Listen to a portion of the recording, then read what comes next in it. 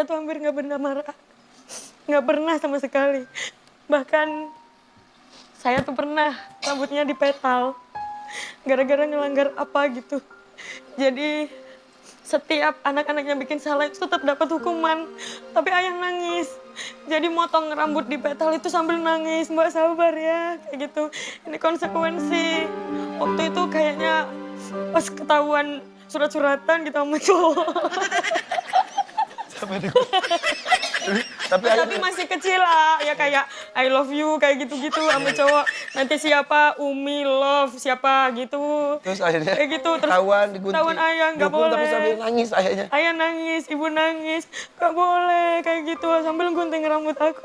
Karena itu peraturan dari pesantren. Karena Ya, itu keluarga. enggak peraturan dari Keluarga Oh, di petalnya apa? dipotong, Oh, dipotong. Iya, iya. potong rambutnya, jadi nggak karu-karuan gitu. Tapi ayah juga katanya sih